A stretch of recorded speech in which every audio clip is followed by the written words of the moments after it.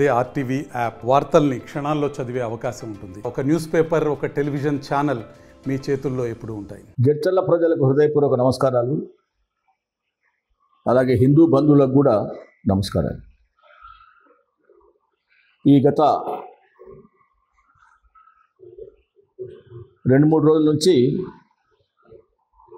రంగనాయక స్వామి గుట్ట అంటే పెద్ద గుట్ట అంటారు దాన్ని, అసలు ఒరిజినల్గా దాని పేరు రంగనాయకుల స్వామి గుట్ట.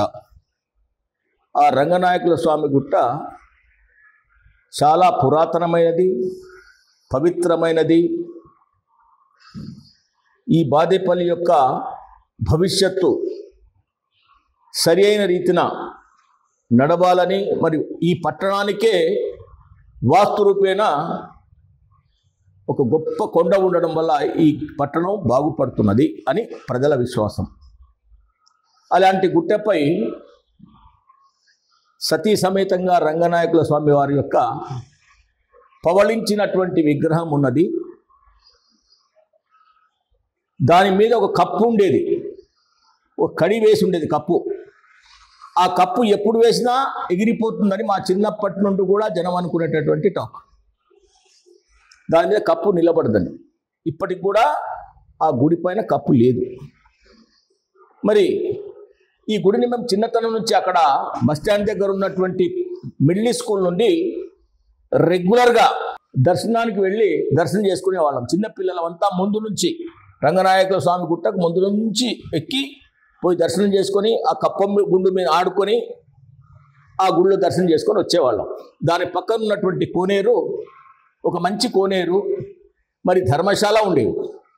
ఈరోజు ఆ కోనేరును కూలగొట్టడం, మంచి ధర్మశాలను కూలగొట్టడం జరిగింది. దీనికి ప్రతి ఒక్క దేశంలో మన జడ్చర్లో ఉన్నటువంటి ప్రతి హిందువు వ్యతిరేకిస్తున్నారు. ఇది తప్పని హిందువులే కాదు, ఇతర మతాల వాళ్ళు కూడా ఈ చర్యను తీవ్రంగా ఖండిస్తున్నారు. దీనిని ప్రభుత్వం దృష్టికి తీసుకుపోయి మళ్ళీ కోనేరు నిర్మాణం చేయించి ఆ యొక్క గుడిని డెవలప్ చేయడానికి అందరూ ప్రయత్నం చేయాలని కంకణం కట్టుకున్నారు. ఎవరో ఒక కుటుంబం మాత్రమే దాన్ని డామినేట్ చేసుకుంటూ ఆ గుడి వ్యవస్థాపక అధ్యక్షులని, దాన్ని నడుపుతున్నాననేటటువంటి విషయాలు బయటకు చెప్పడం జరుగుతుంది. దీన్ని కూడా జనమంతా వ్యతిరేకిస్తున్నారు. కనుక ఆ గుడి డెవలప్మెంట్ మనకు అవసరం. ఎంతవరకు అయితే రంగనాయక స్వామి గుట్ట మీద ఉన్నటువంటి రంగనాయకులకు ఇబ్బందులు లేకుండా ఉంటుందో అంతవరకు బాదేపల్లి ప్రజలు సుఖవంతంగా మరి అభివృద్ధి చెందుతూ శాంతిగా ఉంటారన్నటువంటి భావన ప్రజల లోపల ఉంది.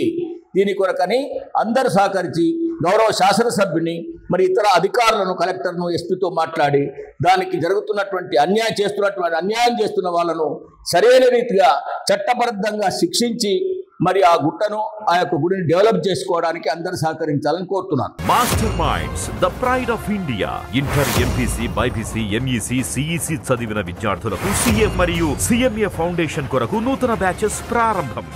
చిన్నప్పుడు మా నాయన దానికి పైకి పోయేదంట. మేము ఎక్కడికి చదవకున్నప్పుడు మెట్ల మీదకి వెళ్ళి పోతుండే కదా. అయితే అప్పుడు కోనేరు గినేరు అంతా ఈ క్లాస్ ఉండేది. అయితే దాంట్లో పైసలు వేస్తే ఉండితో చెట్కే అవుతాడట. ఆ ఒక్కతోనే చెప్తున్నాడు కింద.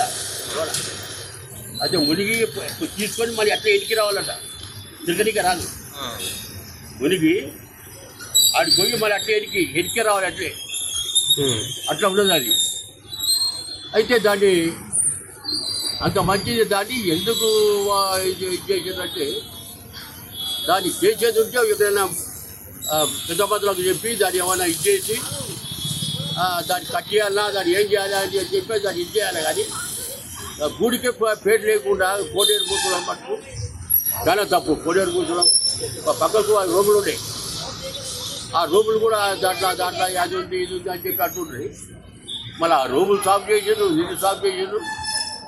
మళ్ళీ దానిపైన ఏం చేసారు ఎక్కడ అర్థమైతే లేదు.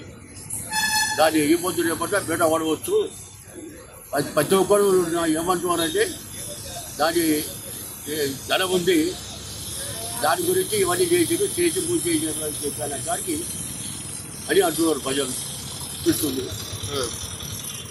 దానిపైన ఇప్పుడు తహసీల్దార్ వచ్చుడు మన దానికి చర్యలు తీసుకోవాలి. తీసుకుని దాన్ని ఖచ్చితంగా అది ఎందుకు ఏం కథ ఏం చెప్పకూడదు జనానికి. ఆనాడు నుండి మనం దాన్ని రంగనాయకులు అంటే గుట్ట ఎంతో పేరైన ఇది. దానిపైన ఇప్పుడు దాన్ని ఇది అయినందుకు దానిపైన చర్య తీసుకొని దాన్ని ఏందని చెప్పి ఇంకోటి చేసి దాన్ని సరైన ఇక న్యాయం చేయాలని చెప్పి చెప్పడం జరిగింది. మరిన్ని వీడియోస్ కోసం ఛానల్ ని సబ్స్క్రైబ్ చేయండి. లేటెస్ట్ అప్డేట్స్ కోసం వాట్సాప్ ఛానల్ ని ఫాలో చేయండి. అండ్ లింక్ డిస్క్రిప్షన్ లో ఉంది.